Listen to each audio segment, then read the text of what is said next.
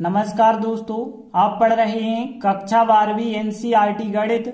आज आप पढ़ेंगे अध्याय 4 पर विविध प्रश्नावली। तो इसके हमने 14 प्रश्न तक कंप्लीट कर लिए थे। आगे देखते हैं 15वां क्वेश्चन। सिद्ध कीजिए कि इस सारणी का मान 0 के बराबर होता है। तो देखिए यहां हम एलएचएस साइड लेकर के चलेंगे और आरएचएस के बराबर आंसर लाएंगे। तो देखिए हमने एलएचएस साइड ली है। अब देखिए इस एलएचएस को हमें सरल बनाना होगा, फिर आगे सॉल्व करके आंसर हमें 0 लाना है। तो देखिए यहाँ पे यदि हम देखें cos a प्लस बी, यहाँ भी cos a प्लस बी, यहाँ भी cos a प्लस बी का फार्मूला बन जाता है। तो देखिए हम फार्मूला लगाने वाले हैं cos a प्लस बी का, जो कि होता है cos a cos b minus sin a sin b। तो देखिए यहां भी लग जाएगा cos a प्लस बी का, यहां भी लग जाएगा, यहां भी लग जाएगा। a कहलाएगा अल्फा, b कहलाएगा डेल्टा, और यहाँ पे a का मान होगा बीटा, और फिर b कहलाएगा डेल्टा। यहाँ a कहलाएगा गामा और b कहलाएगा डेल्टा।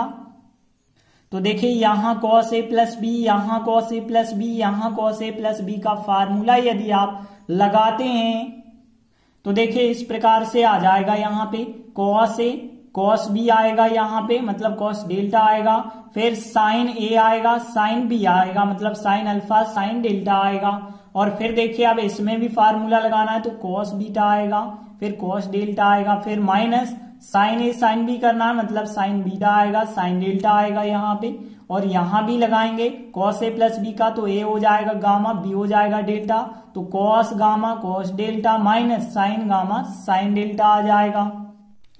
अब देखिए यहाँ भी यदि हम C3 की बात करें तो C3 बहुत बड़ा है, इसे हम और सरलतम रूप में लिखना चाहेंगे तो कैसे लिख सकते हैं, ध्यान देना। तो हमें C3 को बदलना होगा। तो देखिए हम C3 में C1 को जोड़ेंगे, वो भी यहाँ पे साइन डेल्टा का गुणा करके। तो क्या मिलेगा यहाँ पे, ध्यान देना, C1 में साइन डेल्टा का यदि हम गुणा कर दें तो sine alpha sine delta, sign beta sine delta, sign gamma sine delta, और यदि अब इसको C3 से जोड़ा जाए तो यह संख्या कट जाएगी कि नहीं कटेगी, देख लें एक बार। यहाँ पे देखिए cos alpha cos delta minus sine alpha sine delta था आपके पास। अब हम क्या कर रहे हैं, इसमें जोड़ रहे हैं साइन डेल्टा का गुणा करके, साइन डेल्टा का गुणा करके C1 में मतलब साइन अल्फा में। तो देखिए यहाँ पे यह संख्या कट जाएगी, cos अल्फा cos डेल्टा बचा होगा, यहाँ भी सेम होगा, यहाँ cos बीटा cos डेल्टा बचा होगा, यहाँ cos गामा cos डेल्टा बचा होगा। तो देखिए यहाँ हमने बिल्कुल वही लिखा कि संक्रिया लगाई, C3 को चेंज किया, C3 में C1 जोड़ा साइन डेल्टा का गुणा करके, तो यहाँ पे cos अल्फा cos डेल्टा बचा होगा, और यहाँ पे cos बीटा cos डेल्टा, यहाँ cos गामा cos डेल्टा बचा होगा। इसके बाद आप ध्यान देना C3 से cos delta cos delta cos delta common लिया जा सकता है। तो देखिए यदि आप C3 से cos डेल्टा कॉमन कर देते हैं तो cos alpha cos beta cos gamma बचा होगा, और इसके बाद आप देख पा रहे होंगे कि C2 और C3 बिल्कुल समान हो गए हैं। cos alpha cos beta cos gamma, cos alpha cos beta cos gamma, C2 और C3 कैसे हो गए, समान हो गए। और आपको पता है यदि कोई दो स्तंभ या कोई दो पंक्तियां समान होती हैं तो उस सारणी का मान 0 होता है। तो देखिए हमने लिखा चूंकि C2 और C3 समान हैं इसलिए इस सारणी का मान 0 हो गया। इनटू cos डेल्टा चल रहा है, यदि 0 के साथ गुणा करोगे तो पूरा आंसर 0 आ जाएगा, मतलब हमें आरएचएस साइड प्राप्त हो जाएगी। और यदि आरएचएस साइड प्राप्त हो जाएगी तो एलएचएस आरएचएस बराबर हो जाएंगे और हमारा सवाल यहीं पर सिद्ध हो जाएगा। तो इस प्रकार से 15वां सवाल कंप्लीट हुआ। इसके बाद देखते हैं अगला 16वां सवाल है, निम्नलिखित समीकरण निकाय को हल कीजिए। देखिए यहाँ पे आपको समीकरण निकाय दिए गए हैं, इनको हल करना है। तो देखिए प्रश्नावली 4.6 में हमने ऐसे बहुत सारे सवाल पढ़े हैं जिनमें समीकरण निकाय को हल करना होता था, लेकिन यहाँ पे क्या प्रॉब्लम है, बटे में x बटे में y बटे में z है, इस वजह से हमें प्रॉब्लम होगी। तो देखिए यहाँ पे बटे का x बटे का y बटे का z हट जाए यदि तो हमें आसानी होगी। तो देखिए यहाँ पे हम 1/x बराबर कुछ मान के चलेंगे, 1/y बराबर भी हम कुछ मान के चलेंगे, 1/z बराबर भी हम कुछ मान के चलेंगे। तो देखिए 1/x बराबर p मान के चल रहे हैं हम, 1/y बराबर q मान के चल रहे हैं, 1/z बराबर r मान के चलें तो जो हमें समीकरण निकाल दिया गया था PQR में चेंज हो जाएगा। और क्या चेंज होगा, देखिए यहाँ पे 2p आ जाएगा, 3q आ जाएगा, 10r आ जाएगा, 4p minus 6q plus 5r बराबर 1 रहेगा। यहाँ पे 6p रहेगा, 9q रहेगा, माइनस 20r बराबर 2 आ जाएगा। तो देखिए आपका समीकरण निकाय इस रूप में बदल जाएगा, PQR में बदल गया है। अब देखिए यदि आप समीकरण निकाय आपको दिया जाता है तो आप क्या करते हैं, उसे AX बराबर B के रूप में लिखते हैं। तो देखिए हम क्या कहेंगे, इस समीकरण निकाय को जो हमने PQR के रूप में बदला है, इस समीकरण निकाय को AX बराबर B के रूप में लिखा जा सकता है, जहां पे A का मान इनके गुणांकों से बनेगा, A ऑफ B का मान। X की बात करें, सवाल PQR में है तो PQR को स्तंभ के रूप में लिखना होगा, X ऑफ B बनेगा और बराबर वाली 4, 1, 2 इन संख्याओं से B ऑफ B बनता है। तो देखिए यहाँ A ऑफ B जो बना गुणांकों से 2, 3, 10, 2, 3, 10 लिखा, 4 माइनस 6, 5, 4 माइनस 6, 5 लिखा, 6, 9 माइनस 20। तो इन गुणांकों से हमने A ऑफ B बनाया। X की बात करें कि स्तंभ ऑफ B होता है, हमारा सवाल जो है समीकरण निकाय PQR में चल रहा है तो PQR को एक स्तंभ के रूप में लिखेंगे तो X ऑफ B हो जाएगा। और यदि हम बात करें B ऑफ B की तो जो बराबर में संख्याएं होती हैं 4, 1, 2 इनसे बन जाएगा हमारा B ऑफ B, यह भी एक स्तंभ के रूप में होता है। अब हम क्या करते हैं, यदि आपके पास A of B, X of B और B ऑफ B आ जाए और आपको समीकरण निकाय हल करना हो तो आप क्या निकालते हैं, A इनवर्स निकालने का प्रयास करते हैं। और A इनवर्स के लिए आपको सारणिक A का मान हमें निकालना होता है, उससे हमें पता चलता है कि इस समीकरण निकाय को हल किया जा सकता है या नहीं किया जा सकता है। तो देखिए हमारे पास जो A ऑफ B है इसका हम सारणिक निकालेंगे। तो देखिए हम सारणिक A निकालेंगे, सारणिक मतलब यहाँ सारणिक के चिन्ह आ जाएंगे इस A ऑफ B में। अब देखिए हमें इस सारणिक का मान निकालना होगा तो प्रसार करेंगे। R1 के सापेक्ष यदि हम प्रसार करें तो 2 के सापेक्ष करना होगा, 3 के सापेक्ष, 10 के सापेक्ष, यह अब प्लस का, यह माइनस का, यह प्लस का, इतना तो आपको पता है। यदि आप सारणिक का प्रसार करेंगे तो इस प्रकार से आपको प्राप्त होगा, जो कि आपको 1200 प्राप्त हो रहा है। और यहाँ सारणिक का मान जो 1200 आ रहा वो 0 के बराबर तो नहीं है, और हमने आपको सवालों में बताया था यदि सारणिक का मान 0 के बराबर ना हो तो A ऑफ B जो होता है व्युत्क्रमणीय होता है, उसका इनवर्स निकाला जा सकता है और जो समीकरण निकाय होता है उसका एक अद्वितीय हल होता है। तो देखिए हमने लिखा आता है A ऑफ B व्युत्क्रमणीय है, अर्थात हम कह सकते हैं A इनवर्स का मान निकाला जा सकता है या A इनवर्स का अस्तित्व है, एक ही बात है, इसलिए समीकरण निकाय का एक अद्वितीय हल होगा। और अद्वितीय हल कैसे ज्ञात करते हैं, यहाँ x का मान ज्ञात करना है तो x बराबर A उस तरफ जाएगा तो हम कह सकते हैं x बराबर A इनवर्स B।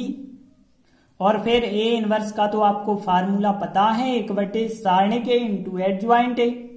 तो देखिए इसे हमने समीकरण 1 का नाम फिर दे दिया है। अब देखिए यहाँ पे सारणिक A आपके पास है 1200, B ऑफ B है आपके पास 4, 1, 2, एडज्वाइंट A नहीं है तो हमें एडज्वाइंट A तो निकालना होगा। कैसे निकालेंगे, जो हमारे पास A ऑफ B है उसके सहखंड ज्ञात करेंगे। तो देखिए अब हम A बराबर जो ऑफ B था उसके सहखंड ज्ञात करेंगे और यहाँ पे 9 अवयव हैं तो 9 सहखंड ज्ञात करने होंगे। तो देखिए यहाँ पर आप 9 सहखंड capital A 11, capital A 12, capital A 13, capital A 21, 22, 23, 31, 32, 33 इन सब के मान इस प्रकार से यदि ज्ञात करते हैं तो इन सब को फिर एक क्रम से जमाएंगे तब हमें एडज्वाइंट A का मान ज्ञात होगा। तो आता है एडज्वाइंट A बराबर, देखिए आपको पता होगा सहखंडों को क्रम से जमाना है कॉलम वाले क्रम में, A11, A12, A13 कॉलम वाले क्रम में 21, 22, 23, 31, 32, 33 और इन सब के मान हमने यदि ज्ञात करके रखे हैं तो इस प्रकार से रखेंगे तो एक आव्यूह प्राप्त होगा जो आपका एडज्वाइंट ए कहलाएगा। और देखिए अब आपके पास एडज्वाइंट ए आ चुका है तो हम समीकरण 1 में जाएंगे और एडज्वाइंट ए का मान रखेंगे। बी आव्यूह है ही, सारणिक ए का मान भी हमारे पास है। तो देखिए हमने लिखा समीकरण 1 से x बराबर 1 सारणिक ए का मान रखा, एडज्वाइंट ए और बी आव्यूह रखा। इसके बाद हमें इन दोनों आव्यूहों का गुणा करना होगा। तो देखिए आपको पता है पंक्ति का गुणा स्तंभ के साथ करते जाएंगे, पहली पंक्ति का इस स्तंभ से, फिर दूसरी पंक्ति का, फिर तीसरी पंक्ति का। तो देखिए यदि आप दोनों आव्यूह का गुणा करेंगे 1/1200 तो वैसे ही रहेगा। 75 और 4 का गुणा करेंगे 300 आएगा, 150 और 1 का 150, 75 2 का भी 150। इसके बाद 110 और 4 का करेंगे 440, 100 और 1 का किया 100 आएगा, 30 2 का 60 आएगा, 72 4 का 288, 0 और 1 का 0 आएगा, 24 का 2 से करेंगे 48। और इन सबको यदि आप सॉल्व करेंगे तो 1/1200 तो वैसे ही आपको लिखना है। इन सबको जोड़ देंगे 600, इन सबको सॉल्व करेंगे 400, इन सबको सॉल्व करेंगे 240। देखिए 1/1200 का गुणा अब हमें इस आव्यूह से करना होगा तो 600 से भी करेंगे, 400 से करेंगे और 240 से करेंगे। तो देखिए 1/1200 का गुणा 600 से करोगे तो 1/2, 400 से करोगे तो 1/3 और 240 से करोगे तो 1/5 आएगा। और बराबर में चल रहा है एक्स आव्यूह और एक्स आव्यूह का यदि आप मान रख देते हो PQR तो देखिए दो बराबर आव्यूह आ चुके हैं तो इनकी आप तुलना यदि करोगे तो P का मान 1/2, Q का मान 1/3, R का मान 1/5। इस प्रकार से हमें PQR के मान अभी प्राप्त हुए हैं, लेकिन हमें तो कहा गया था XYZ के मान ज्ञात करने के लिए। तो देखिए जो हमने PQR के मान ज्ञात किए हैं 1/x बराबर P का मान, 1/y बराबर Q का मान, 1/z बराबर R का मान रखेंगे। तो देखिए 1/x बराबर P का मान, 1/y बराबर Q का मान, 1/z बराबर R का मान। और देखिए यहाँ पे यदि आप सॉल्व करेंगे त्रियक गुणा करेंगे तो x बराबर 2, y बराबर 3, z बराबर 5 प्राप्त हो जाएगा। तो यहाँ पे x बराबर 2, y बराबर 3, z बराबर 5, तो यही हमारा फिर आंसर हो जाएगा। तो इस प्रकार से 16वां सवाल भी कंप्लीट हुआ। इसके बाद देखिए अगला 17वां क्वेश्चन है। कहा गया था निम्नलिखित प्रश्नों 17 से 19 में सही उत्तर का हमें चुनाव करना था। जैसे 17वां सवाल है यदि ABC समांतर श्रेणी में हो तो इस सारणिक का मान क्या होगा। 4 ऑप्शन भी हमें दिए गए थे। अब ध्यान देना यदि ABC समांतर श्रेणी में है तो इसका मतलब क्या है। तो देखिए समांतर श्रेणी में यदि ABC है तो आप लोगों ने पढ़ा होगा कि दूसरे पद में से पहला पद घटाएं और तीसरे पद में से दूसरा पद घटाएं, एक सा आंसर आता है, मतलब उनकी दूरी बराबर होती है। तो देखिए हम B में से A को घटाएंगे तो B माइनस से बराबर हो जाएगा C माइनस B के, और B और B एक तरफ कर लें तो 2B बराबर क्या हो जाएगा A प्लस C होगा। तो देखिए चूंकि ABC समांतर श्रेणी में है, जब समांतर श्रेणी में है तो हमें पता है 2B बराबर होता है A प्लस C। तो देखिए अब हम सारणिक का मान कैसे निकालते हैं, हमें पता है A और C का योगफल जो होगा वो 2B होगा। तो देखिए हम क्या करेंगे, A और C का योगफल करेंगे तो यहाँ पे हम R1 और R3 का योग करेंगे। तो देखिए हम संक्रिया लगा रहे हैं, R1 को चेंज कर रहे हैं, R1 प्लस R3 कर रहे हैं। तो देखिए हमें क्या प्राप्त हो जाएगा यदि इस संक्रिया से, तो देखेंगे यदि आप R1 और R3 को जोड़ रहे हैं तो देखिए यहाँ पे R1 और R3 को जोड़ेंगे तो x और x हो जाएगा, यहाँ पे 2x हो जाएगा, और यहाँ पे 2 और 4 को यदि आप जोड़ेंगे तो 6 हो जाएगा। और देखिए यहाँ पे इन दोनों को जोड़ेंगे तो 2x प्लस 8 हो जाएगा। तो हमने यहाँ पे लिखा 2x प्लस 8 हो गया है। और यहाँ पे इन दोनों को यदि हम जोड़ेंगे तो देखिए यहाँ पे 2x हो जाएगा, तो हमने 2x लिखा, और यहाँ पे 2a प्लस 2c हो जाएगा। 2a और 2c जोड़ेंगे तो 2a प्लस 2c आ जाएगा। बाकी R2 और R3 को तो बदला नहीं है तो वो तो वैसे ही रहेंगे। तो देखिए हमने R2 और R3 को वैसे ही लिखा।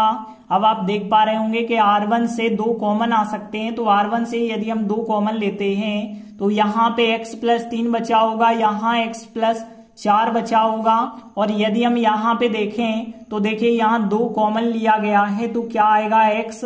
देखिए यहाँ यदि 2 कॉमन लेते हैं तो a प्लस सी आ जाएगा और a प्लस सी का मान कितना है 2 भी है तो हमने फिर यहाँ पे 2 भी रख दिया है। देखिए यहाँ से 2 कॉमन निकला x बचा, यहाँ से 2 कॉमन निकलेगा a प्लस सी और a प्लस सी का मान कितना है 2 भी, तो यहाँ 2 भी आ जाएगा। बाकी R2 R3 वैसे ही रहेंगे। अब यदि आप देखें तो R1 और R2 बिल्कुल समान हो चुका है तो हम कहेंगे चूंकि R1 और R2 बिल्कुल समान है, R1 R2 कैसे हैं बिल्कुल समान है। और यदि आपको पता हो कोई 2 पंक्तियां यदि किसी सारणिक की समान है तो उस सारणिक का मान क्या हो जाएगा 0, तो हम कहेंगे कहता है सारणिक का मान जो होगा वो 0 के बराबर हो जाएगा। तो इसका मान फिर A नंबर का होगा, तो पहला ऑप्शन सही हो जाएगा। तो इस प्रकार से 17वां सवाल कंप्लीट हुआ। इसके बाद देखिए 18वां क्वेश्चन है, यदि x y z शून्येतर वास्तविक संख्याएं हों, मतलब शून्य बस नहीं है, x y z का मान बाकी कुछ भी हो सकता है वास्तविक संख्याओं में से, तो आपको आव्यूह A का व्यतिक्रम बताना है कि इन 4 में से कौन सा आंसर सही होगा। तो देखिए सीधी सी बात करें, आपके पास एक आव्यूह A है, A का हमें इनवर्स निकालना है। इनवर्स निकालने पर आप चेक करेंगे कि इन 4 उत्तरों में से कौन सा उत्तर आया है। तो देखिए प्रश्नावली 4.5 में हमने ऐसे बहुत सारे सवाल किए थे जिसमें हम आव्यूह का व्यतिक्रम मतलब A इनवर्स का मान निकालते थे। तो देखिए सबसे पहले तो हमारे पास एक आव्यूह A होता था, इसके बाद हम चेक करते थे सारणिक A का मान 0 है या नहीं है। यदि 0 हुआ तो इनवर्स नहीं निकाला जा सकता है, यदि 0 नहीं होगा तो A इनवर्स का मान निकाला जा सकता है। और A इनवर्स कैसे हम फिर आगे निकालते थे, A इनवर्स बराबर 1 सारणिक A इंटू एडज्वाइंट A करना होता था। तो देखिए सबसे पहले तो हमें सारणिक A का मान चाहिए, उसके बाद हम एडज्वाइंट A भी ज्ञात करेंगे।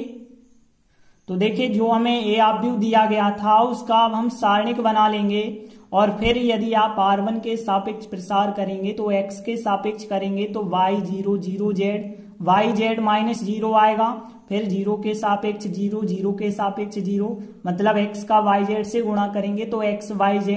तो देखिए सारणिक A का मान XYZ आया है, 0 तो नहीं आया है, तो हम कह सकते हैं जो A आव्यूह है उसका व्यतिक्रम निकाला जा सकता है। A आव्यूह व्यतिक्रमणीय है, उसके इनवर्स का अस्तित्व है। इसके बाद हम क्या करते थे, जो A आव्यूह होता था उसके सहखंड ज्ञात करते हैं। तो देखिए अब हम A बराबर जो आव्यूह दिया गया था उसके सहखंड ज्ञात करेंगे। यहाँ 9 अवयव हैं इसलिए 9 अवयवों के 9 सहखंड ज्ञात करने होंगे। तो इस प्रकार से आप 9 अवयवों के 9 सहखंड ज्ञात कर पाएंगे और इन सहखंडों को यदि क्रम से जमा लेंगे तो एडज्वाइंट A प्राप्त हो जाएगा। तो अतः एडज्वाइंट A बराबर कैपिटल A 11 12 13 21 22 23 31 32 33 कॉलम वाले क्रम में आपको जमाना होगा, तभी आपको एडज्वाइंट A प्राप्त हो जाएगा।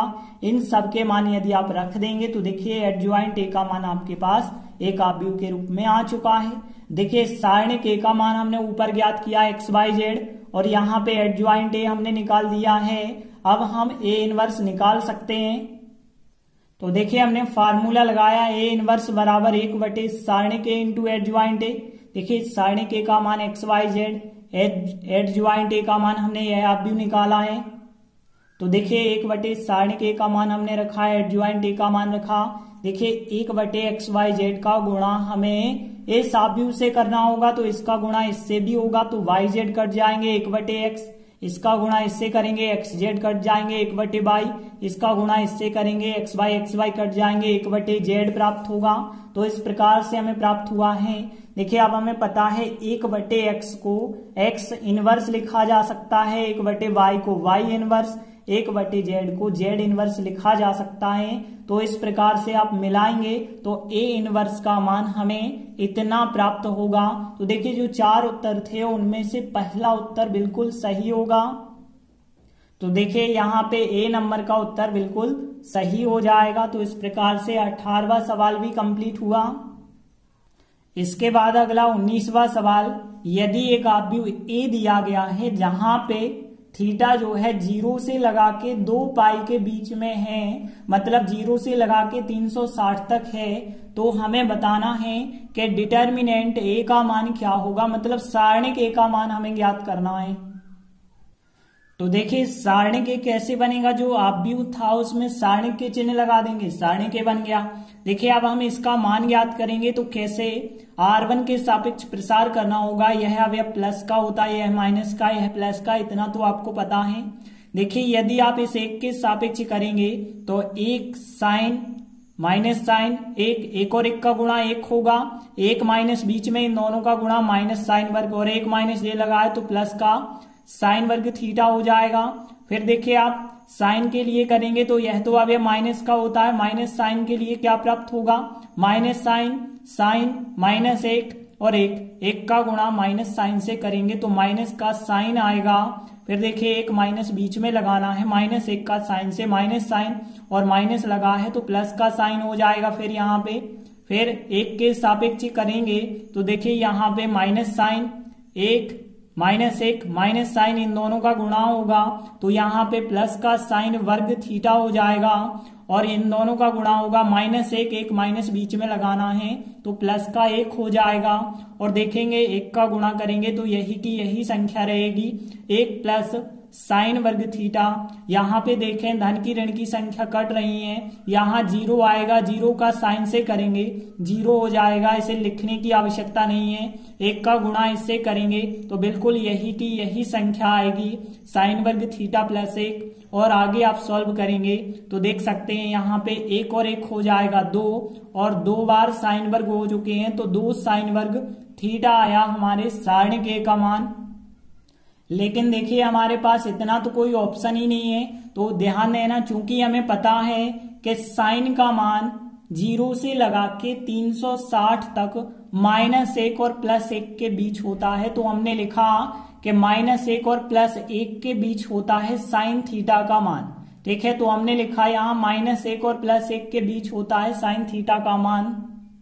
ये कब की बात हो रही है, जब थीटा का मान 0 और 2 पाई के बीच में होता है। तो यहाँ पे क्वेश्चन में भी दिया गया है 0 और 2 पाई तक है थीटा का मान, तब के लिए साइन थीटा का मान जो होता है वो ध्यान रखना -1 और +1 के बीच होता है। -1 भी हो सकता है तो यहाँ बराबर का चिन्ह, और +1 भी हो सकता है तो यहाँ भी बराबर का चिन्ह। अब देखिए आगे आप कैसे सॉल्व करते हैं। तो देखिए यहाँ पे हमें पता है साइन थीटा का मान -1 और +1 के बीच होता है, तो इसीलिए साइन वर्ग थीटा, देखिए साइन वर्ग थीटा का मान कहां से कहां तक होगा।